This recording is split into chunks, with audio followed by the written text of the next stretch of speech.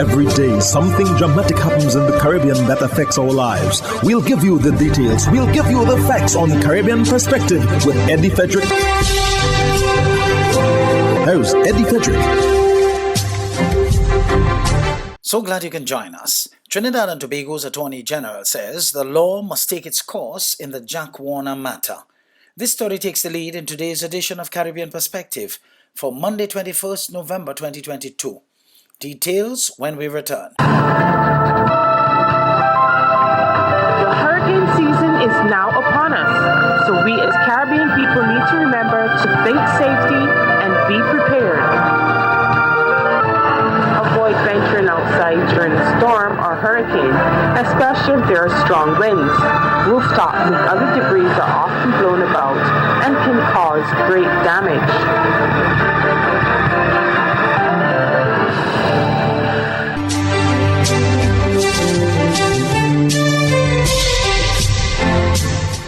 Welcome back. The Attorney General of Trinidad and Tobago says the Privy Council has affirmed as correct the decision which was made by the Court of Appeal in favor of former FIFA Vice President Jack Warner being extradited to the United States.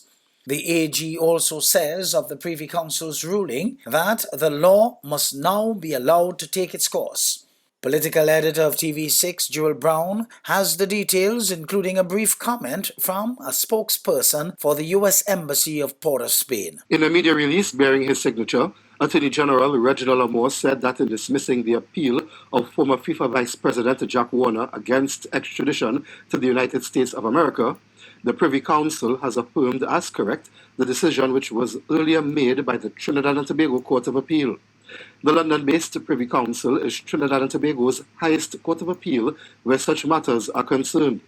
A.G. Amor, who is also a senior counsel, said that significantly, in paragraph 1 of its judgment, the Privy Council reminds us that the appellant is Jack Austin Warner, a politician, businessman, and former vice president of FIFA who is charged by the prosecuting authorities in the United States of America with various crimes covering a period of more than 3 decades. The Attorney General said that in Mr. Warner's appeal before the Privy Council, the former FIFA vice president argued 4 issues, the last most significant one being whether there was procedural or substantive unfairness in the procedure leading to the issuance of the authority to proceed to enable his extradition as requested by the USA. Mr. Warner said in response to the Privy Council's ruling on Thursday that he has no banking account nor property in the United States and has not transacted any business there. The Attorney General said the Privy Council has unanimously determined that no procedural or substantive unfairness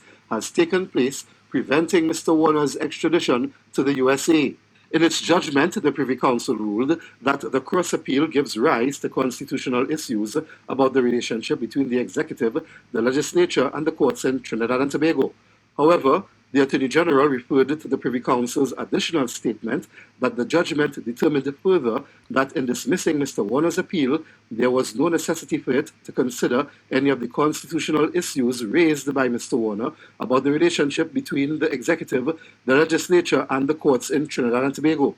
Senior Counsel Amor then said, quote, "As Attorney General, I am able to assure the citizenry of this republic that in Trinidad and Tobago, the rule of law and due process are alive and well, and the law must now be allowed to take its course," end quote. In response to a question sent by TV6 News, a spokesperson for the U.S. Embassy in Port of Spain said, quote, "As a matter of U.S. policy, the State Department does not comment on extradition requests," end quote. Jewel Brown, TV6 News. In the meantime, a trade officer employed with the Ministry of Trade and Industry in Trinidad and Tobago was charged with 9 counts of misbehavior in public office and misbehavior in public office for issuing fraudulent licenses to a business place. 2 secondary facilitators were also charged. TTT News has more. The 3 persons were granted a total of $700,000 in bail. 43-year-old Vidya Ramdas, an employee of the Ministry of Trade and Industry, 66-year-old Chatrapal Laukaran, a foreign used car dealer, and 68-year-old Edward Fraser, a foreign used car dealer, were charged on Thursday. Police state that Ramdas issued fraudulent licenses to 2 foreign used car dealers from November 2020 to July 2021. Ramdas was granted bail with surety in the sum of $350,000, while Laukaran and Fraser were granted bail with surety in the sums of $200,000 and $150,000 respectively. The trio is expected to appear before a Port of Spain magistrate on December 20th. In other news, the Bahamas government signs a memorandum of understanding with the African Export-Import Bank. Fern Carey of ZNS News tells us more. The multi-million-dollar agreement signed between the Bahamas and the Egypt-based African Export-Import Bank paves the way for multiple benefits for the country, including trade, project development and financing, trade information and advisory services offered by the bank. Minister of Finance, Prime Minister the Honorable Philip Davis, indicating that in signing the agreement, the Bahamas joins other Caribbean states in securing a partnership with the African Bank as it expands its operations regionally. In other words, it will fill the gap in the region for private sector businesses seeking international funding, which is presently not readily available through the CDB, which is the Caribbean Development Bank. This partnership holds much promise. It provides for the promotion and financing of South-South trade between African countries and Caribbean member states. Provision is also made for financing exports and imports of non-traditional African goods and services, provision of insurance, and guaranteeing service coverage for commercial and non-commercial risk associated with African export and imports.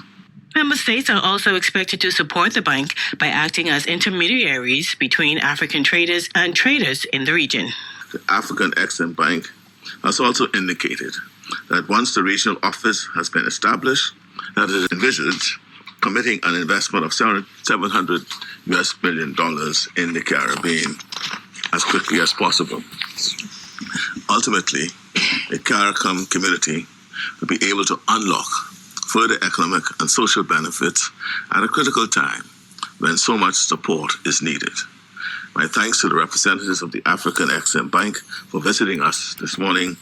You are most welcome. And I must say that the bank has moved at rapid speed, because this follows upon a meeting with myself and the chairman and president of the bank, Professor Benedict, in Egypt at Sharm el-Sheikh. And before 2 days after my meeting with him, he had representatives in the Bahamas. The head of trade and corporate finance provided more insight on when the institution's regional office will open, as well as how much of the $700 million is earmarked for investment here in the Bahamas. We're starting immediately on the establishment of some representation for the African Export-Import Bank here in the Caribbean that will evolve eventually into an Exim Bank that will support trade and investment between Africa and the Caribbean. So we've laid the foundation for this, and we are starting to move on that opportunity, and you will hear about it very soon, inshallah. For the investments, we've already started a program, Africa Caribbean Trade and Investment Promotion Program for $250 million that we are immediately launching for financing and investments. Bahamians are also expected to benefit from cultural exchanges facilitated by the African Export-Import Bank. For the Bahamas Tonight, I'm Fern Carey.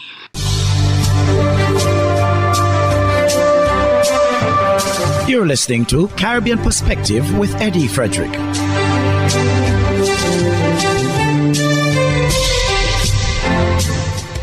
In another item from the Bahamas, the Royal Bahamas Police Force senior executive had a conclave which brought together 30-odd senior police officers to have a meeting of the minds on crime in the archipelago.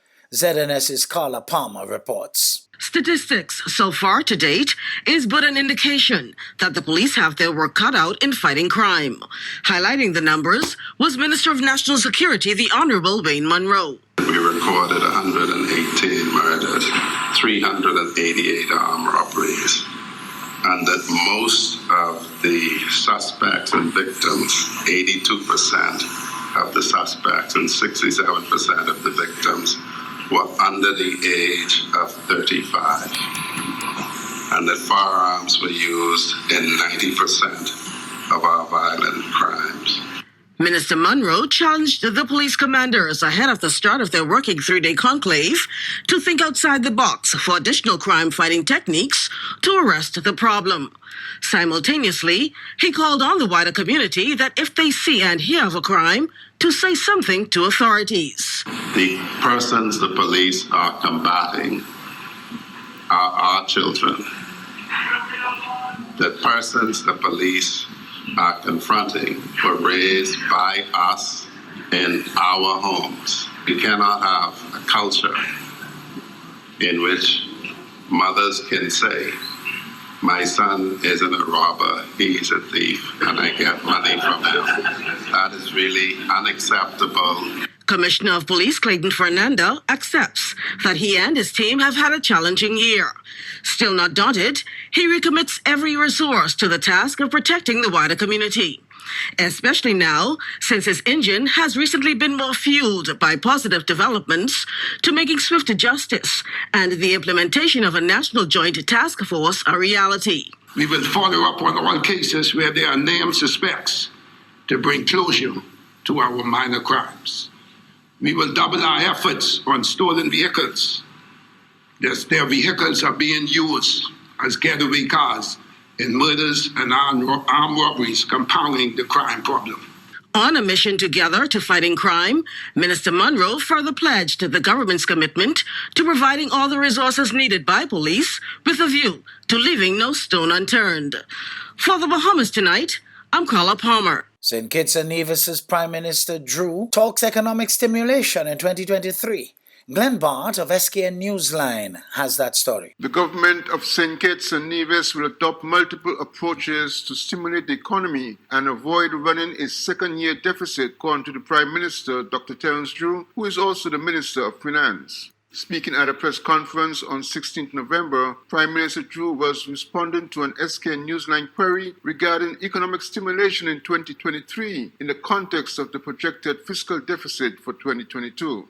According to the Prime Minister, local and foreign investment, public sector construction projects, and small business development are among pursuits in 2023. Other way we're going to do it, is through construction.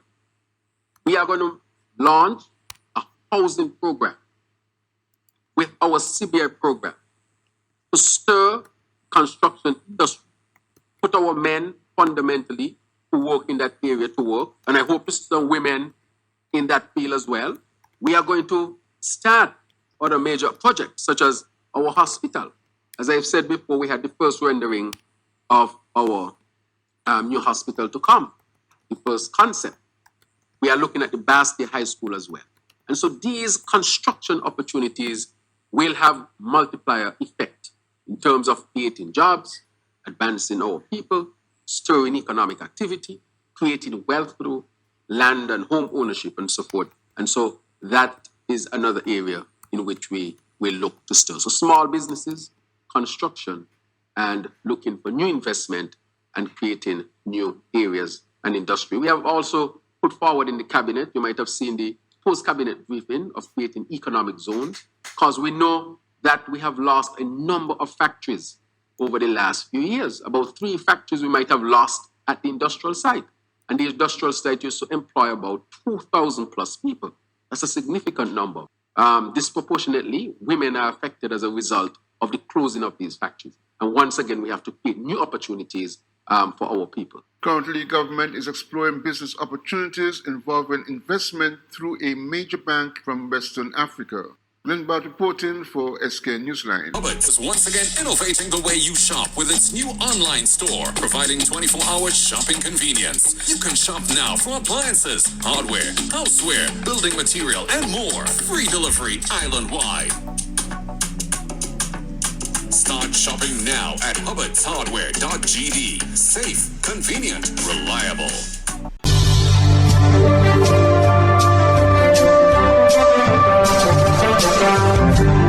I am Eddie Frederick, wishing you a restful weekend. This has been Caribbean Perspective, a whole new approach to highlighting developments in the Caribbean.